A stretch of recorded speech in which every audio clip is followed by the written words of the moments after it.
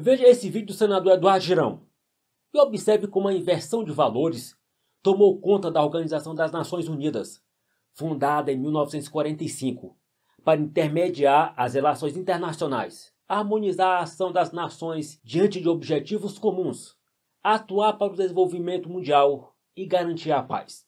Eu não queria estar subindo aqui a tribuna da quase centenária, senador astronauta Marcos Pontes, do Senado Federal para falar o que eu vou falar. Ainda bem que o senhor está sentado.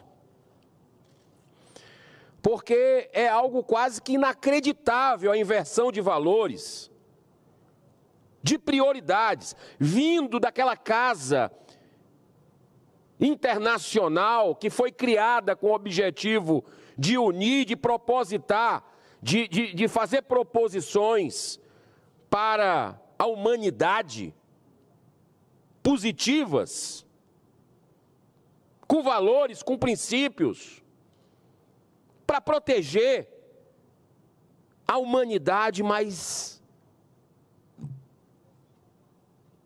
completamente se perdeu, que é a ONU,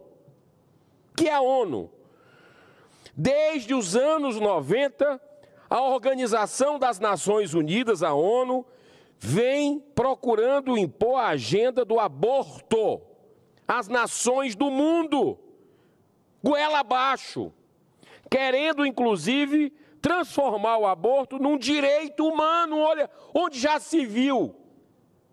Não param nem para pensar a bizarrice que estão falando. Todo mundo sabe o que é um aborto. Já mostrei aquele bebezinho, já mostrei aqui no Senado como é que se faz um aborto. É um ataque covarde, um assassinato de uma criança indefesa. A sangue frio. Como é que vem falar, ONU, em direito humano? Isso é um atentado, inclusive, à nossa soberania nacional, ainda mais quando a maioria do povo brasileiro, mais de 85%, é contra essa prática nefasta. E aí veja bem o que é que a ONU faz. Durante uma guerra que nós estamos vivendo, uma guerra, ela vem querer colocar o aborto como algo prioritário para o Brasil.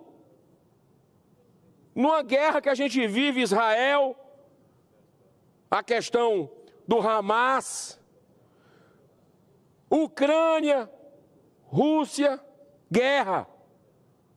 Para a ONU, o aborto é a prioridade no momento. É verdade, senador astronauta Marcos Pontes. Semana passada, nós recebemos uma pressão aqui, o Brasil, no meio disso tudo já acontecendo para aprovar aborto. Agora, não vamos muito longe não. Quando foi a pandemia? A pandemia foi agora, 2020, 2021, né? Sabe qual foi a prioridade da ONU durante a pandemia? Aborto. Facilitar o aborto pelo mundo. Só pensam naquilo. Tem interesses.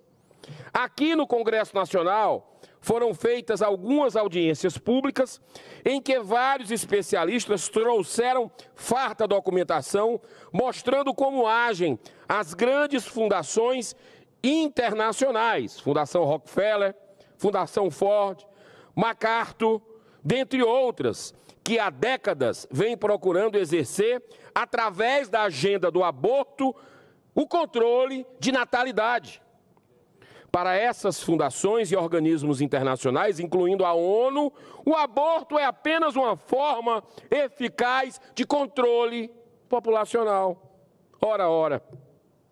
Só que, enquanto a preocupação em incluir pautas sobre aborto e identidade de gênero é universal entre os especialistas da ONU, apenas uma minoria dos Estados-membros considera o tema importante. Observa a equipe Sempre Família, em matéria publicada na Gazeta do Povo. Isso quer dizer que esta é uma agenda de uma minoria que quer impor sobre uma maioria uma política antivida, antifamília, que quer relativizar o crime bárbaro, que é o aborto.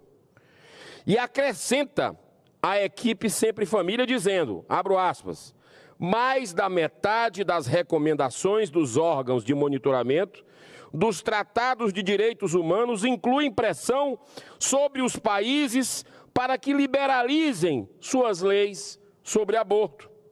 O mais obcecado de todos é o Comitê de Direitos Humanos, que monitora o Pacto Internacional de Direitos Civis e Políticos. Rapaz, é um negócio tão escancarado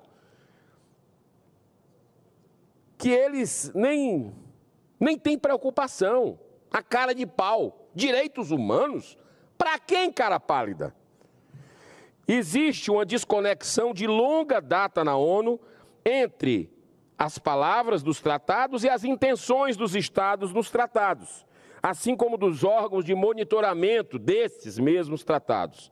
Nesses organismos, especialistas trabalham arduamente para fazer valer seus próprios padrões, contornando a necessidade de acordo entre os Estados, já que esses assuntos estão longe de ser um consenso entre os Estados-membros que fazem parte da ONU. Agora, foi noticiada pela mídia, semana passada, repito, que o Comitê de Organizações das Nações Unidas recomendou ao Brasil a descriminalização do aborto e o veto ao projeto de lei do marco temporal da demarcação das terras indígenas. A pergunta que se deve fazer é: até quando permitiremos que a nossa soberania do Brasil seja aviltada por aqueles que não foram eleitos pelo povo brasileiro e que impõem essa agenda por interesses que não beneficiam o povo brasileiro?